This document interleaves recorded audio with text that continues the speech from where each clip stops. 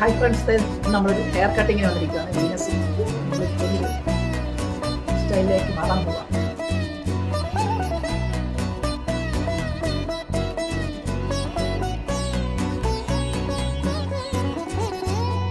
നീല നിലവേ നിലവിലഴകേ